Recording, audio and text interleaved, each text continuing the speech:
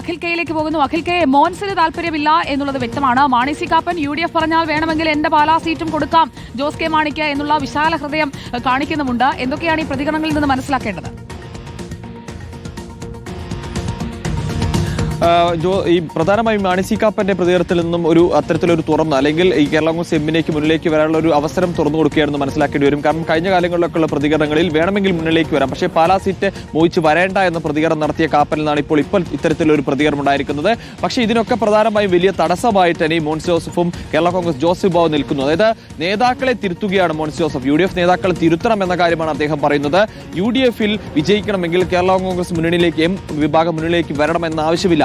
അതില്ലാതെ വിജയിക്കാൻ കഴിയുമെന്ന് ഈ തെരഞ്ഞെടുപ്പ് തെളിയിച്ചു കഴിഞ്ഞു. ഇത് മാത്രമല്ല, പുതുപ്പള്ളി ഉപതെരഞ്ഞെടുപ്പും പാർലമെന്റ് തെരഞ്ഞെടുപ്പും ഒക്കെ അതിന് വലിയ ഉദാഹരണങ്ങളാണ് എന്നാണ് ഈ മോൻസ് ജോസഫ് പറയുന്നത്. അത്തരത്തിലുള്ള സാഹചര്യം ഉണ്ടാകുമ്പോൾ കേരള കോൺഗ്രസിന് യാതൊരു പ്രസക്തിയുമില്ല, കേരള കോൺഗ്രസ് മാണി വിഭാഗത്തിന് യാതൊരു പ്രസക്തിയുമില്ല എന്ന കാര്യമാണ് പറയുന്നത്. അവർ മുന്നണിയിലേക്ക് വരേണ്ട ഒരു സാഹചര്യം ഇപ്പോൾ നിലവില്ല. അപ്പോൾ അത് നേതാക്കൾ മനസ്സിലാക്കണം. അതായത് UDF നേതാക്കൾ UDF-ന്റെ വിജയത്തെ ബോധ്യപ്പെടണം അല്ലെങ്കിൽ ബോധ്യമാകണം എന്നുള്ളതാണ്. അതായത് UDF-ന്റെ വിജയം എത്രത്തോളം വലുതാണെന്നും അതിന് മറ്റാരുടെയെങ്കിലും ആവശ്യമില്ലാതെ മുന്നോട്ട് പോകാൻ കഴിയുമെന്ന ബോധ്യം നേതാക്കൾക്ക് വേണമെന്ന കാര്യമാണ് ഉദയം പറയുന്നത്. അതായത് UDF-ന്റെ നേതാക്കൾ കാര്യങ്ങൾ ബോധ്യമില്ലാതെയുള്ള പ്രതികരണങ്ങൾ നടത്തുന്നു എന്ന നിലയിൽ ഒരു പ്രതികരണമാണ് എന്തായാലും മോൻസ് ജോസഫ് നടത്തിയിരിക്കുന്നത്. അതായത് അവർ ഒരു ഘട്ടത്തിൽ പറയുന്നുണ്ട്, അതായത് വന്നാലും വന്നില്ല ഞങ്ങൾക്ക് കുഴപ്പമില്ല, എങ്കിൽ പോലും കൃത്യമായി തന്നെ കേരള കോൺഗ്രസ് എമ്മിലേക്ക് മുന്നിലേക്ക് പ്രവേശനം വേണ്ട എന്നൊരു നിലപാട് അത് കൃത്യമായി തന്നെ വ്യക്തമാക്കുകയാണ് മോൻസ് ജോസഫ് ചെയ്യുന്നത്. അദ്ദേഹത്തിന്റെ പ്രതികരണങ്ങളൊക്കെ തന്നെ നമുക്ക് കൃത്യമായി മനസ്സിലാക്കാൻ സാധിക്കുന്നുണ്ട്. ഒരു പ്രസക്തിയില്ല അല്ലെങ്കിൽ പൊട്ടിപ്പൊളിഞ്ഞ പാർട്ടിയായി മാറിയിരിക്കുന്നു കേരള കോൺഗ്രസ്, ആകെ പൊട്ടിപ്പൊളിഞ്ഞു എന്ന കാര്യമാണ് അദ്ദേഹം പറഞ്ഞത്. അത്രത്തോളം രൂക്ഷമായ ഭാഷയിൽ തന്നെ കേരള കോൺഗ്രസ് എമ്മിനെ